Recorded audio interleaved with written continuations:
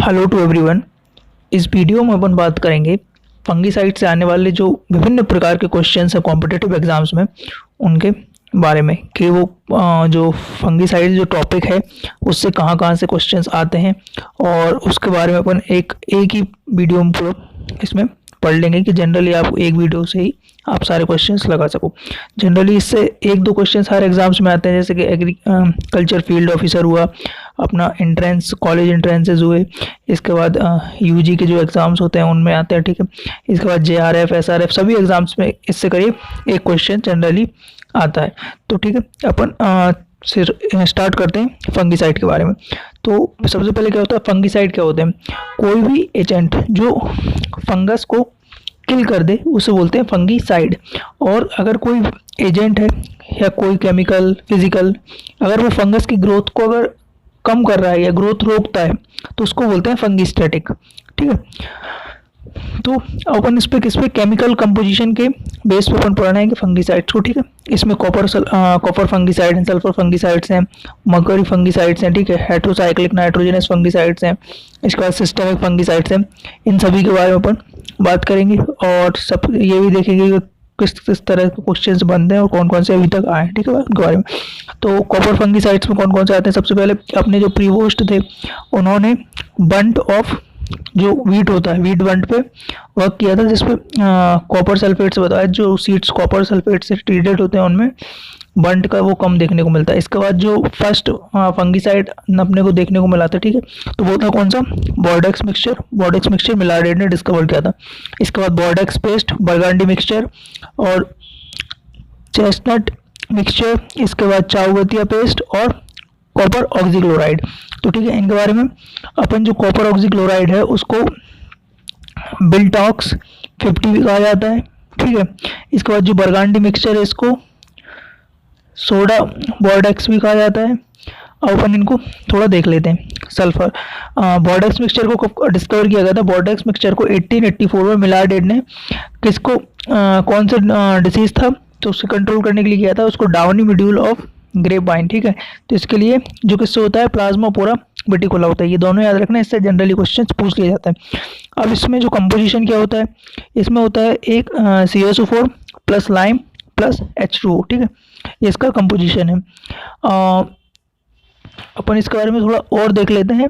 इसका जो cupric hydroxide है CuOH का होल ट्वाइस, ये इसका क्या है? एक्टिव इंग्रेडिएंट है, मतलब कि ये यही फंगस को किल करने में मदद करता है, ठीक है।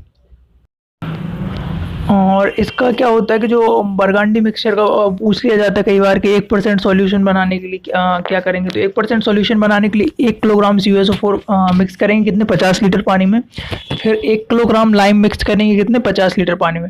फिर क्या करते हैं, जो चूने का पानी होता है चूने में CuSO4 मिलाते हैं, ठीक है। इस मिश्रण को जो अपोजिट नहीं करते हैं, ठीक है, चूने में CuSO4 मिलाते हैं, ठीक है। इस मिश्रण को और एसिडिक नहीं होना चाहिए, ठीक है। अगर ये एसिडिक होता है तो ये प्रॉब्लम क्रिएट करता है, ठीक है। अगर इसका टेस्ट कैसे कर सकते हैं कि एसिडिक है कि नहीं है, तो इसके लिए अपन या तो खेत में प्रयोग कर सकते हैं, जो चाकू वगैरह होता है, नाइफ, या अपने पास कोई ब्लेड हो तो उसको इसमें डालते हैं और उसका अगर कलर रेड हो जाता है तो ये एसिडिक होता है। और इसके बाद अपन इसमें पोटेशियम फेरोसाइनेट का भी प्रयोग कर सकते हैं, जिससे अगर उसका कलर भी रेड आए तो भी ये एसिडिक को रिप्रेजेंट कर रहा है, ठीक है। और इसके लिए किसका यूज़ किया जाता है? इसमें हाई वॉल्यूम स्प्रे का यूज़ किया जाता है। और जो इसको जो रखने के लिए इसको मेटेलिक कंटेनर्स में नहीं रखते हैं, या तो अपन कोई वुडन कंटेनर्स में रखो, ठीक है, उसमें रखते हैं। मेटेलिक कंटेनर नहीं होना चाहिए। अगर इसको अपने को कोई जनरली इसको बना के डायरेक्ट स्प्रे कर देते हैं, लेकिन अगर अपने को स्टोर करना है तो उसमें क्या 100 ग्राम गुड़ पर 100 लीटर पानी में मिला देना चाहिए, ठीक है, जैगरी में मिलाना चाहिए इसमें, ठीक है। और बॉर्डेक्स मिक्सचर, ठीक है, कितना कितना रेशियो होता है? 5 और 50, ठीक है। आसमानी नीला कलर होता है इसका बॉर्डेक्स मिक्सचर का। अब अपन देखते हैं दूसरा है जो बॉर्डेक्स पेस्ट है अपना नीचे वाला, ठीक है, बॉर्डेक्स मिक्सचर के जस्ट नीचे बॉर्डेक्स पेस्ट है। बॉर्डेक्स पेस्ट कुछ नहीं होता, जस्ट सिंपल है, जो बॉर्डेक्स मिक्सचर होता है ना उसी का 10%, ठीक है, होता है ये। तो और ये किसके लिए यूज़ किया जाता है? ये बाउंड ड्रेसर के तौर पे यूज़ किया जाता है प्लांट्स में जनरली। इसके बाद अपन देखते हैं क्या बरगांडी मिक्सचर 1887 में मासोन ने डिस्कवर किया था फ्रांस में। बरगांडी भी क्या है, प्लेस है, ठीक है। ये क्या है, कॉपर सेंसिटिव क्रॉप्स में, ठीक है, उनमें इसको यूज़ नहीं करते। कॉपर सेंसिटिव जो क्रॉप्स हैं उनमें यूज़ करते हैं, ठीक है। तो 1 CuSO4 प्लस 1 किलोग्राम Na2CO3 होता है। इसमें क्या होता है, वो अपना जो लाइम है उसको चेंज कर दिया जाता है किससे, Na2CO3 से प्लस 100 लीटर H2O, ठीक है। इसके बाद चेस्टनट, इसमें क्या है, ये 1921 में डिस्कवर किया गया था, किसने, बेवले ने। इसके बाद है, इसमें क्या होता है, CuSO4 प्लस NH4 का होल ट्वाइस CO3, ठीक है। अमोनियम कार्बोनेट इसमें यूज़ किया जाता है। इसके बाद अपन बात करते हैं चावतिया पेस्ट की। तो ये 1942 में सिंह ने खोजा था, यूपी के जो अल्मोड़ा फ्रूट स्टेशन पर खोजा गया था, ठीक है। इसमें क्या होता है, copper carbonate plus red lead plus linseed oil या लिनोलिन ऑयल थोड़ा मिला दिया जाता है इसमें, ठीक है। अब अपन बात करते हैं किसके बारे में, एक और देख लेते हैं, जस्ट इनके साइड में ये लिख रखे अपन ने। तो फर्स्ट कार्बामेट कंपाउंड कौन सा था, कार्बोक्सिल, या जैसे 7 के नाम से जानते हैं। फर्स्ट फंगीसाइड कौन सा है, बॉर्डेक्स मिक्सचर, लेकिन बॉर्डेक्स मिक्सचर कौन सा है, इनऑर्गेनिक, ठीक है। फर्स्ट ऑर्गेनिक फंगीसाइड कौन सा है, तो फर्स्ट ऑर्गेनिक फंगीसाइड था डाइथियोकार्बामेट, ठीक है।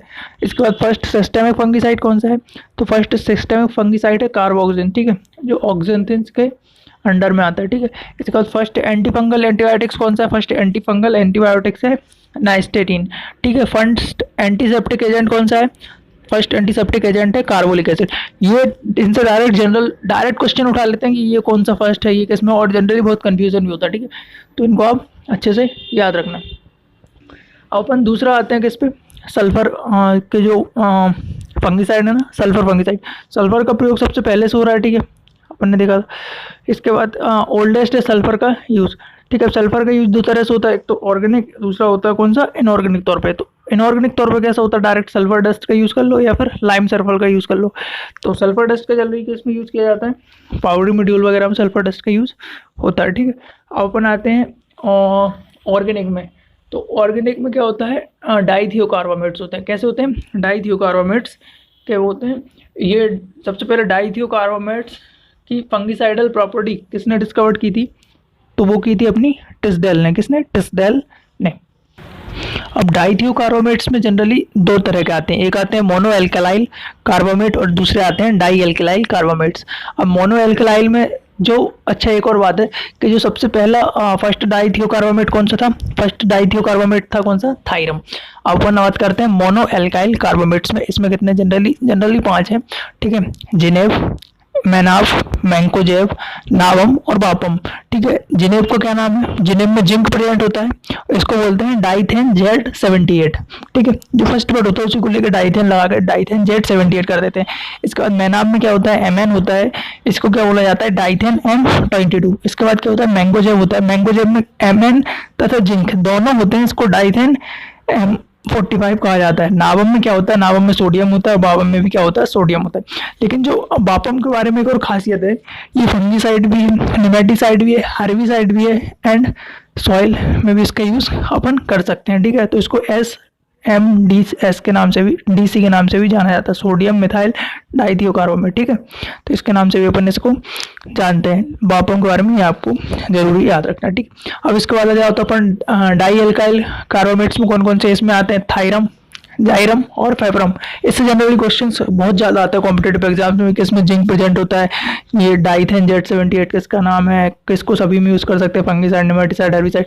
तो इसको थोड़ा आप अच्छे से देखना। इसके बाद अपन पढ़ते हैं मरकरी के बारे में। तो मरकरी क्या होती है, हाईली टॉक्सिक होती है, ठीक है। और ये भारत तथा अन्य जो कंट्रीज हैं उनमें ज़्यादातर ये क्या है, प्रतिबंधित है, ठीक है। तो इसमें दो हैं, मरकरी इनऑर्गेनिक और एक है ऑर्गेनिक। इनऑर्गेनिक में वही HgCl3 और HgCl2, ठीक है। इसके बाद जो ऑर्गेनिक में कौन कौन से हैं, ऑर्गेनिक में है एग्रोसन, GN, इसके बाद सेरेसन, एग्रोएक्स, PMA और PMU, ये सभी क्या है, ऑर्गेनिक मरकरी फंगीसाइड्स हैं। अपन देख लेते हैं हेटेरोसाइक्लिक नाइट्रोजनस कंपाउंड में कौन कौन से हैं। इसमें है डोडाइन, साइप्रेक्स, गायोडीन, इसका कैप्टन को किटेशंस किलर भी कहा जाता है, और फॉलपैट, ये सब होगा। ठीक है, अब अपन बात करते हैं सबसे इंपॉर्टेंट जो चीज़ है वो है क्या है, सिस्टमिक फंगीसाइड्स कितने हैं। ठीक है, सबसे पहले सिस्टमिक फंगीसाइड को किसने 1966 में सैमलिंग एंड कुलका ने खोजा था। ठीक है, डिस्कवर किया था। तो उनने किसको डिस्कवर किया था, उनने ऑक्जेंथिन्स की डिस्कवर किया था। ठीक है, ऑक्जेंथिन्स में भी किसको, कार्बोक्सिन को। तो ऑक्जेंथिन्स में दो आते हैं, कार्बोक्सिन और ऑक्सीकार्बोक्सिन। कार्बोक्सिन को अपन बोलते हैं बीटावैक्स। ठीक है, और इसको एक नाम है डीसीएमओ। ठीक है, बीटावैक्स या डीसीएमओ भी इसको कहा जाता है। ये जनरली किसके लिए प्रयोग किया जाता है, स्मट के लिए प्रयोग किया जाता है, जैसे लूज स्मट ऑफ वीट हुआ। ठीक है, इन पे ये स्मट में जनरली बहुत इफेक्टिव होता है। ठीक है, इसका दूसरा ऑक्जेंथिन कौन सा है, वो है ऑक्सीकार्बोक्सिन। ऑक्सीकार्बोक्सिन को प्लांट वैक्स के नाम से जाना जाता है, और इसको डीसीएमडीडी के नाम से भी जानते हैं, और ये रस्ट पे प्रयोग होता है। ठीक है, और फंगी जो इन्फेक्टाई होती है उन पे भी ये यूज होता है, but highly effective to rust के लिए बहुत ज़्यादा इफेक्टिव होता है।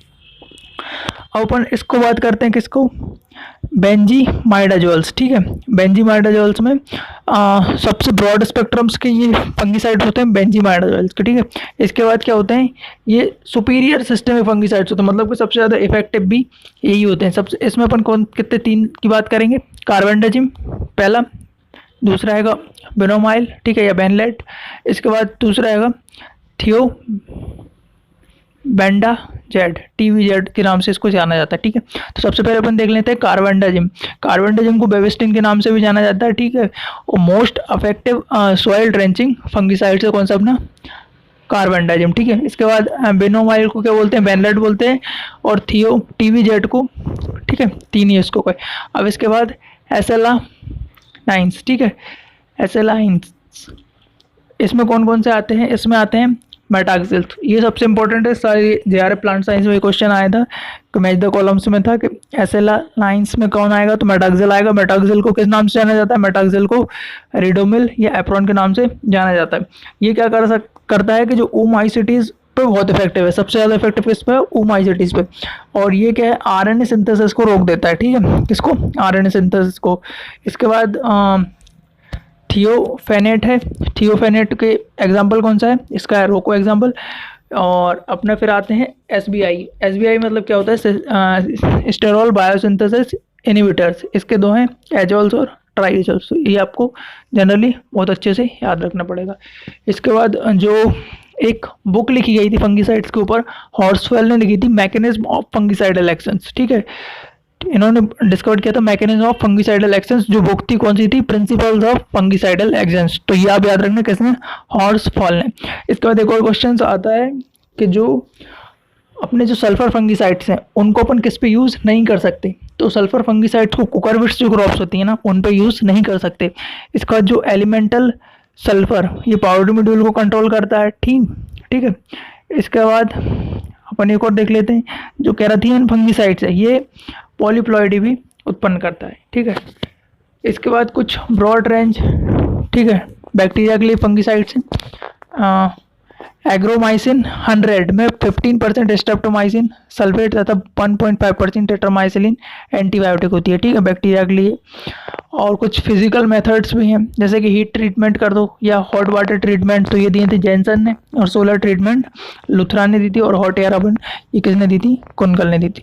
तो ये एक पूरा ब्रॉड पॉइंट है, आप इसको एक समरी के तौर पे देख सकते हैं कि पूरा जो फंगीसाइडल एक्शन है उसके बारे में समरी सी है। अगर आप इसके ज़्यादातर क्वेश्चंस याद रखते हैं या कौन सा किस ग्रुप में आ रहा है, तो आपको बहुत से मैक्सिमम क्वेश्चंस को आप कॉम्पिटिटिव एग्जाम्स में सही कर सकते हैं, और ये बहुत आपको हेल्पफुल होगा। Thank you so much.